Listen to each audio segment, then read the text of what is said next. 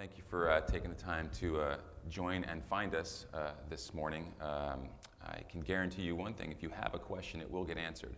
So, so they can't promise that in the other session. So, it's a great honor to sort of be able to moderate this this sort of session, and I think dive into some questions that were raised in this morning's conversation. Before doing so, Peter and I were sort of talking about sort of the way to sort of kick off this discussion and this idea of how do we even end up here, right? So I'll tell you a little bit about myself, and then I'll ask Peter to do the same.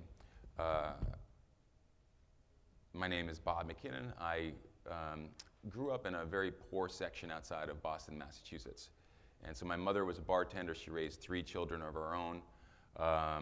Our childhood was filled with typical issues around sort of poverty, scarcity, welfare, shame, abuse, a whole host of issues, and not at that point what seemed to be like a lot of opportunity.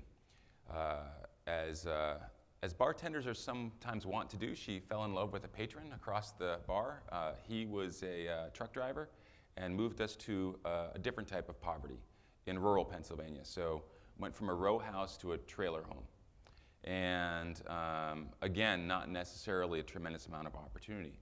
I was fortunate in a couple of different ways that will probably come out in this sort of talk, but eventually over the course of being able to get an education, the first in my family to go to college, to get a couple lucky breaks through mentors, even the nickname that I had gotten as a child because I liked to read about sports and wore glasses, I was called the little professor, even though no one in my family had ever met someone who'd gone to college, but it set the expectation that that was possible. And so from there, I went and I applied to one college, I got in, and I was fortunate to get some student aid, and graduated from there, and then embarked on a 15-year career in advertising, ironically the same profession as Peter.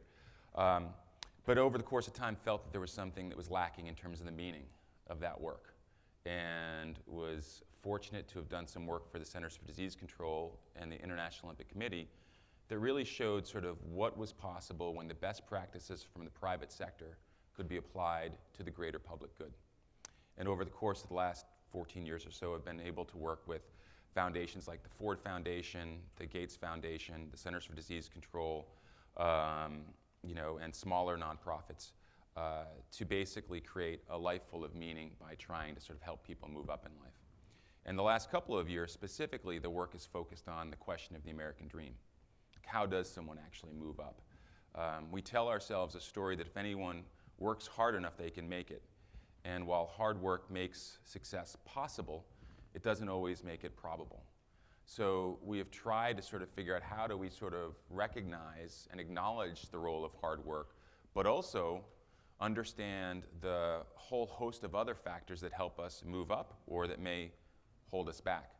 And that's the work of the Moving Up Media Lab, where we have done everything from rewriting the little engine that could to a narrative that's a little bit more nuanced, to working with PBS Learning to create curriculum materials so high school students can understand sort of the different things that help them move up, to developing something called Your American Dream Score, where 500,000 people have gone online to basically answer a 13-question quiz about their own lives. And that will give them a sense of the factors that helped or hindered their efforts. An interesting thing about that is it's all built on sort of something that we've come to realize is that there's a great quote from Galileo that says, you can't convince a man of anything, but you can give him the tools for discovery. So the idea that if we really want to address issues, in my opinion, of inequality and mobility, it starts by getting us all to be honest about what helped us or held us back. And by getting us to reflect on our own lives, that's one tool to do that. So I give that as a way of background in terms of my own sort of personal history, because I know that we all have a story that brings us into this room today. And that story is important for what we then say afterwards. So I wanted to make sure that everyone understood where I was coming from, and now we'll give Peter the opportunity to do the same, as his story is even more remarkable on many levels. Well, thank you, Bob, very much. I love his story, and he's right. Each one of us has a story, a very critical story. And I think the insight is that what happens to you is not and should not and will not necessarily determine who you are or who you're going to be. It's how you react to what happens to you that makes a difference. So I'll start by saying I was 8 years old. I'm going to make a very shaggy dog war story about as short as I can. So imagine me as an 8-year-old boy. My parents just left for a 2-week trip to New York from Bucharest, Romania. My father worked for ESSO, Exxon, because Romania had some of the biggest oil fields in the world in those days. And he was newly out of prison. The Germans, because he worked for an American company, they put him in prison. Long story about that, but anyway, it was 1947. He was out of prison for about a year or so. And the 2-week trip went, my grandparents came to babysit for us. The Iron Curtain comes down because the Russians, in an overnight coup, took over the entire Eastern Europe, including Romania. So they were convinced in New York that they better not come back to Romania because bad things were going to happen to people like them. And so we went to live with my grandparents in Transylvania. And whomever convinced my parents to stay there were right, because the communists rounded up about 300,000 people. They were the influentials in business, religion, intellectuals. Anybody who was perceived to be a threat to the communist regime were rounded up and killed. My grandfather, who was approaching 80 years of age, was arrested, eventually murdered in prison. About two years plus later, my brother and I, we're now 10 and change. We were arrested and put into hard labor. They basically, I call it a camp, whatever. It wasn't really that. It was, they took us to the opposite end of the country, close to the Russian border, and they went and took a room out of somebody's house, and that became our room, and they took a bunch of hay, and that was our bed, and a few blankets, and those were the furnishings. An outhouse in the back, and a well for water, and have a happy life. Except that we would get up at 6 in the morning, and by 6:30 or so we had to be at work. And we worked 10 to 12 hours a day. My first job was to clean sewers. I did that for a couple of years. And then I dug holes for electric poles, and of course, no schooling, no books, no connection with anybody. That was life, and that was the way it was going to be. And the only kind of amusement we ever had was what I would call brainwashing session, interrogation sessions, where they were trying to convince me that I had to admit that my parents were evil people, that the reason that I was in my current situation was because my parents were so bad. The irony of that never seemed to bother them, but that was life. So as far as we were concerned, that was going to be it for the rest of our lives. That was the challenging part. My brother was 5 years older. We worked in different places. Back in New York, the Russians sent a couple of diplomats to convince my father that if he wanted to see his children again, he had to spy for them. And because my father was working for Exxon and he was doing well and rising up in the organization, so they wanted to use him. Long story short, he goes to the FBI. The FBI finally says, go with the story, go public. It was the height of the Cold War. And the idea was that, well, if the Russians now know that the world knows, or would know, that these two boys were held captive and they were blackmailing the parents, that they didn't want to, they would tell the Romanians, you can't kill the kids. Because they wanted the world to know that the Soviet Union, the Russians, were much more civilized, much more humane than America. That was the battle. That was the game in those days.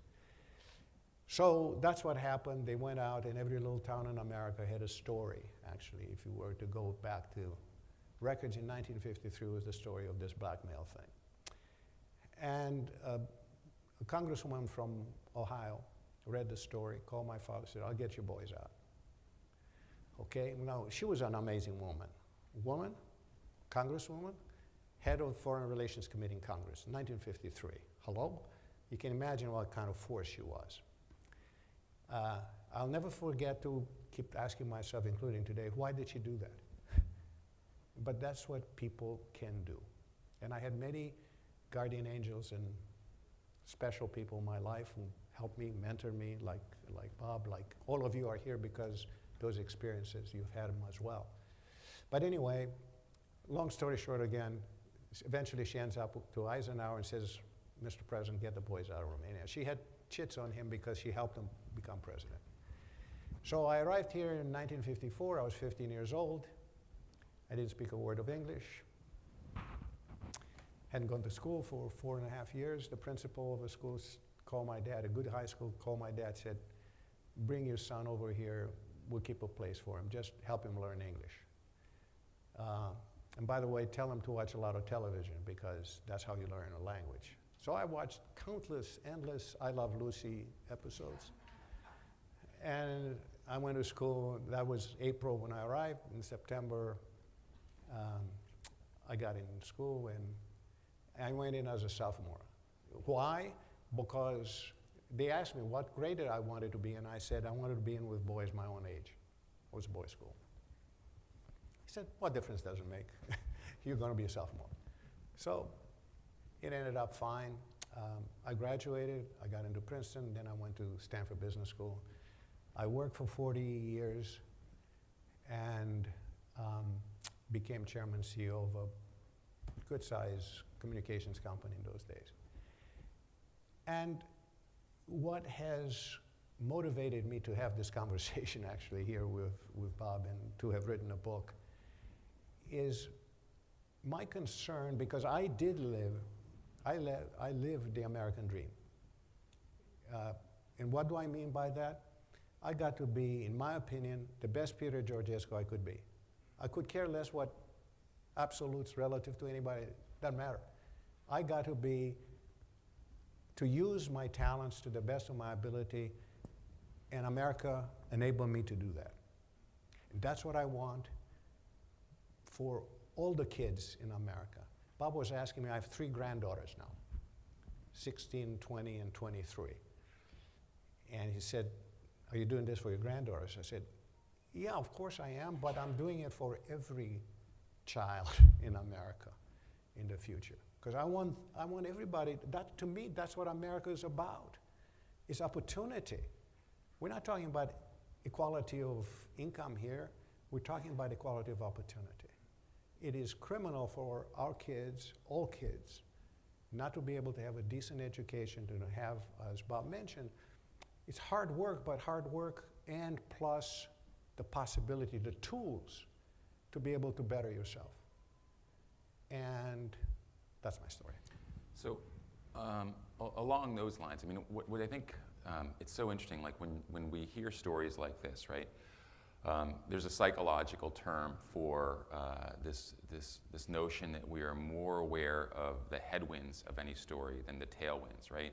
So you could take from Peter's story the headwinds, right? Like you'll remember the camp, you'll remember, the challenges, the involvement of the FBI, and then the tailwinds sometimes we don't remember quite as much, like the number of people who helped you ahead, and that sort of speaks to this issue of opportunity. And I want to start with a fundamental question around definition, right? So, we talk about sort of inequality. That's a theme that has come up numerous times already during the course of this event. And even in the idea of inequality, when you mentioned earlier, like people talk about inequality of income, versus inequality of opportunity. There's some people who would argue that we shouldn't even talk about inequality. That it's not helpful to look in someone else's bucket just to see. Instead, you should have a conversation about, sufficiency. What do we all need, and should we support those things? Can you talk a little bit about sort of your view of inequality and how we're sort of defining it, what we're getting right about it, and what is maybe not as helpful for this conversation? Well, I have a sort of a perspective about the challenges and how you go about solutions. And I have, what I've learned from my 150 years in working, or so it seems, is that what really works is if you really labor and look at a problem in the eye and really understand what the problem is. And what I think the tragedy in America today is the fact that people don't understand that there's another America out there. And there's 20% or so of us where life is about as good as it gets. I don't care what gender you are, race you are, whatever. Life is as good as it gets. But then there's another America. And it's about like 80-20, 75-25. It's like that. And if we don't understand, and to me the tragedy in America, and this is where the media has failed miserably. I'm a pro-media guy. Free press is essential. But they have failed to spell out what the other America is like. And so I'm going to get very close to definitions that where Bob was leading me to talk about. You say, what's inequality all about, or income inequality? It's not the income inequality. What does it do to this other America?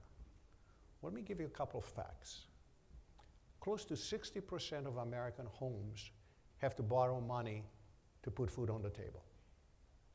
Now that's a staggering figure. When I tell people that, when I tell my colleagues in business, my CEOs and so forth, they say, you must be kidding. I remember one of them took my chart, because I usually have colored charts to demonstrate this and how I got them. Took my chart and sent it to his very ultra-conservative economist, very famous guy, Marty Feldstein, and say, Marty, this can't be. and it is a stunning figure. 90% of the wealth of America is in the hands of 20%. 84% of all the stocks are owned by 10% of the population. So when you're talking about inequality, that's what we're talking about. It's a humongous problem in America today. And then we say, why did Donald Trump get elected, and why did Bernie Sanders get so many votes? It's because these people are frustrated, disappointed, angry. They've lost hope. They lost hope that any institution in our country is willing to listen to them and to pay attention to their plight. And that's the situation where we can find ourselves right now. And if you look at the current situation, this is not a political statement, just a statement of fact. There's not a law, there's not a proposal that has anything good to in fact, impact the plight of these folks, the vast majority of America, let alone horrific education. Because without education in today's world and tomorrow's world, there's not a hope. You can work as hard as you want. You're never going to be the best you can be if you don't have a decent education. And the education in the vast majority of those zip codes paid by real estate taxes of people who earned so little money. It's terrible. It's awful. As in the developed world, despite the fact that we have some of the best high schools in the world, we languish at the bottom of the developed world. At the bottom of the developed world, that's where our educational averages are. So that's the situation. We have to understand the depth of the problem. And then if we do that, then we have an opportunity for us to say, okay, well, we have to do something. So who's going to do that? Can government do that? Government has about $4.5 trillion to our economy, and it's about military, and it's about Social Security and Medicare, Medicaid, and others. Very little disposable money there. Business has about $18 trillion to the economy every year. And everybody looks at government and says, government should fix this. And I said, no. Business is the only institution in our country that produces wealth and prosperity. And we get a pass, we business people. And I said, that's got to end. And so my focus in looking at the challenge that we have in our hands here is to begin to understand that business must play a much better role. And then I started to look at the issue of business and why business is doing so little. In fact, is business culpable for helping create this inequality? And the answer is yes. So we're going to get to the question of business in a second. I just want to, it's an interesting thing, just sort of the historical narrative around this, which is that, like, you know, we from the tales of Horatio Alger to the idea of self-reliance to sort of the classic sort of bootstrapping tales. There's always been the sense that in America, the primary sort of driver of your own success, of success is your own sort of ability and hard work, right? And then sort of post sort of, the Depression, when there was this sort of sense that, well, sometimes stuff just happens and the government has a role, right? So that role could be making sure that, if you're down on your luck, you get unemployment benefits, or that there's an opportunity to go back to school, if you've done well enough. So we're going to provide some student loans. And in my own story, there was a sort of sense of, hey, I have to do it, and we did benefit from welfare. We did, take advantage of the food stamp program. If it weren't for Pell Grants, I probably would not have been able to go to college. Obviously, the role of government in our own research found that people think that the government's role in helping achieve the American dream, it's at the very bottom of factors that contribute to it. And in fact, when we were doing some research around this, we talked to some people who were like, well, what do you think about sort of the role of government programs? Do you think that you see like food stamps as a means by which people can help move up the ladder? And a recipient said, well, I actually see it as a handcuff. Because of, if I make so much money, then I lose my benefits and I can't, make that bridge to invest in something with that sort of risk. So the perception of government's role, and perhaps in actuality, has sort of diminished. And the role of business outside of entrepreneurship, which we recognize like, oh, you can start your own thing and do well, but the role of the relationship of management to its employees, sort of post-Henry Ford, maybe one of the people who helped build the middle class. But it's gotten frayed. It's not this sort of sense that there isn't an obligation, that once you're in business, that your obligation is to do as good as you can for you in business, and not necessarily for the people around you. I'm wondering if you could sort of talk a little bit about sort of why we have given business a free pass. Yeah, it's a very good point. If you go back in time, the free market capitalism, which really built America to the powerhouse that it is very different, has very little in common to what is going on today. And people don't really understand that. Because back then, business looked at people through a different light. In fact, looked at all the various components. Business really was driven by 5 stakeholders. First, you took care of the customer, because if you don't take care of the customer, nothing good is going to happen.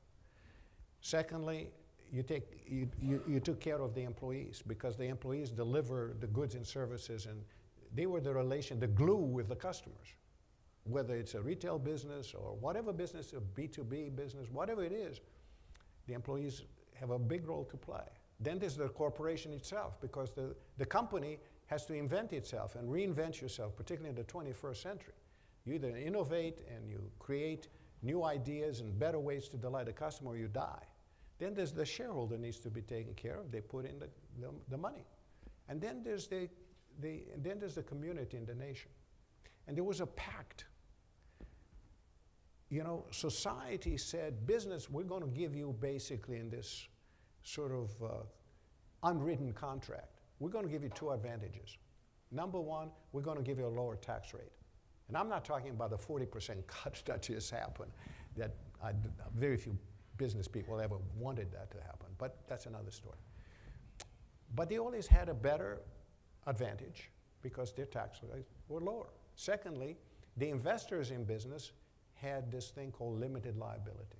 So you can invest in a business, and unlike being an owner, you had no obligations, no responsibility for whatever happened in that company.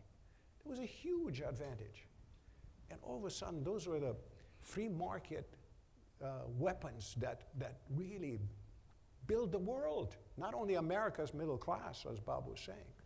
We had the biggest market in the world was America's middle class, with wise people like Mr. Ford, the old guy, Mr. Ford. He was a bigot, but he also was enlightened self-interest. He says, I'm going to pay them enough so they can become my customers. I want those guys to buy my cars, so I'm going to pay them enough, right? About 1982, that goes out the window. And by the way, either in my book or online, cheaper to buy it too, dig up the Johnson & Johnson Credo. Marvelous, marvelous document. in which they talk about what the responsibility of a corporation is. In 1963, all the things that I was talking about. And then all of a sudden, 1982, 83 or so, beginning in the early Reagan era and so forth, things began to change. Now all of a sudden, there were a couple of intellectuals from the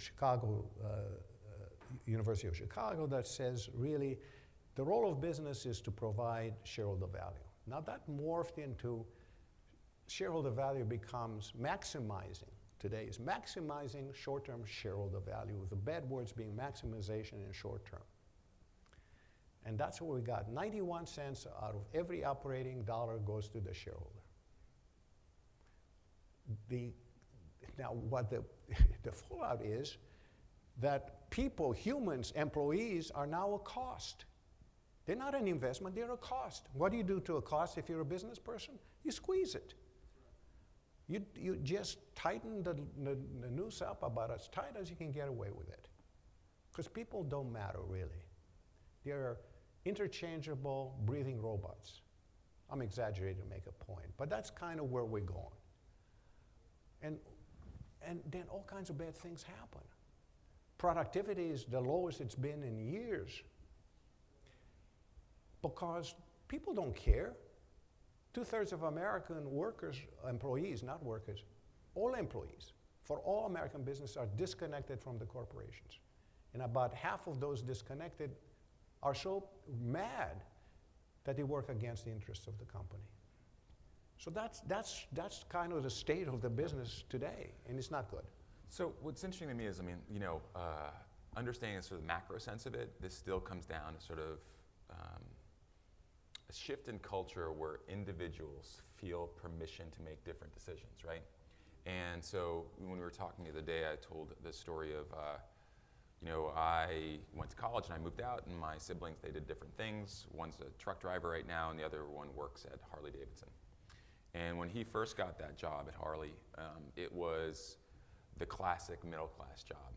It was the best job in the county to get. You know, it was blue collar, you know, he's working on the line, but he loved motorcycles, he loved to ride, the benefits were great, the pay was great, right. And every person who worked there was an evangelist for the Harley brand, down to the tattoo, to what they were driving when they left the parking lot. And you flash forward 20 years, his wages have been stagnant, you know, the benefits have continued to be cut. The workforce is now somewhere between 30 to 40% non-union, a lower wage, so they get squeezed. More shifts. I mean, they've got a policy there, it's so incredible, called a surge, where they try to make as many bikes they can over a couple-week period, right? And then after that period, so they bring on more workers to do that, and they make people work longer. And then they lay the entire plant off for 2 to 3, maybe 4 weeks. I forget how long it is. And during which point they have to collect unemployment. And in collecting unemployment, as you may know, if anyone's ever had to receive it, there's a lag. So you're missing a paycheck. So, and they'll also say that has ultimately eroded the quality of the bike. At one point he was the last person on the line, so he'd see the bike and he'd test it before it would go, and he would find errors in it, and, you know, mirrors hung upside down, or a bottle accidentally stuck in the future. I mean, like these incredible sort of mistakes because the workforce wasn't as trained as well, you know, all these kinds of things. And so to me, and most importantly, you had people who used to love the company, to love the brand, and now are like, I don't know if I would buy one. Yeah. You know, and in the meantime, they would see that during the course of all these cuts, the CEO would be pulling home, you know, $10 million in bonuses and stuff. Yeah. And so my question is that, like, these are individuals who are making choices. These are people who, are they not interacting with people on the floor of the plant? Are they disconnected from their employees?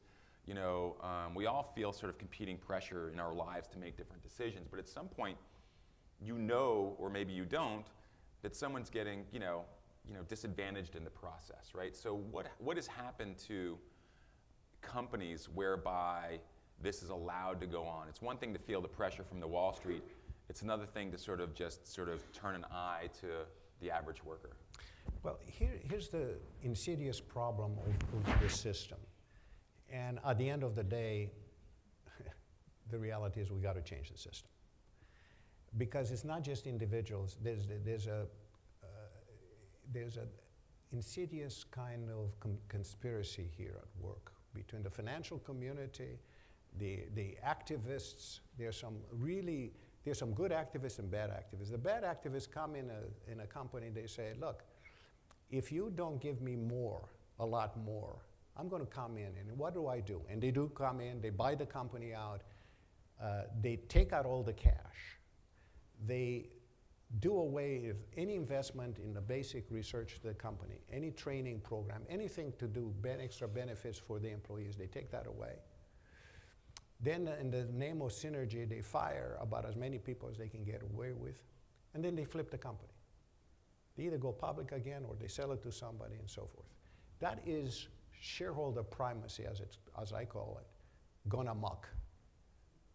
And that gets to be as bad as it is. And these folks, by the way, the CEOs, they get paid a ton of money. They're the enforcers.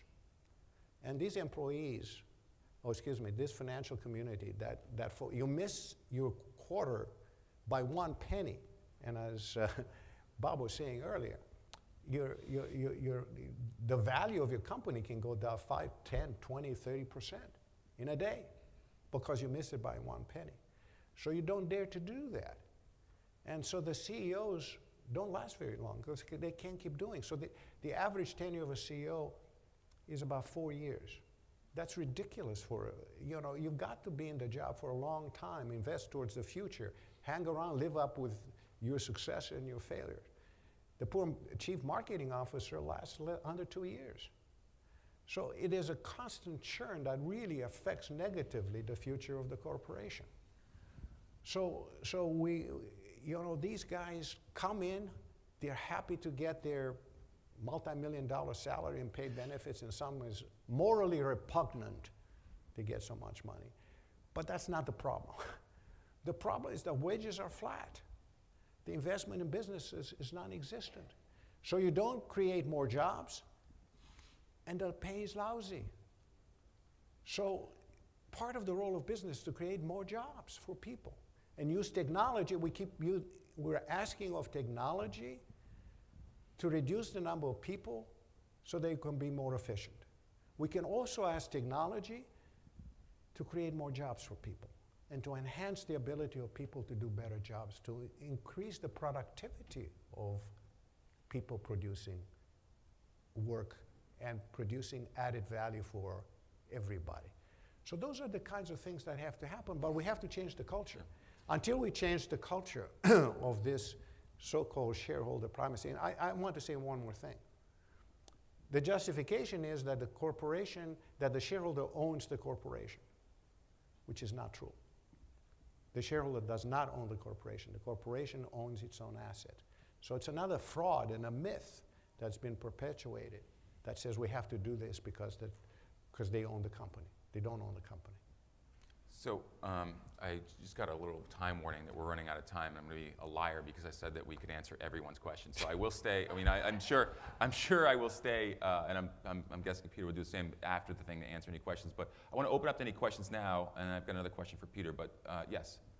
So your last comment just made me think about a book that I read by the Koch brothers, and one of the things that no matter how vilified they are in the media about what they do, this is one of the key things that they keep saying is that they're not going to go public because they take 90% of the profits and they invest it back on their employees, on their resources.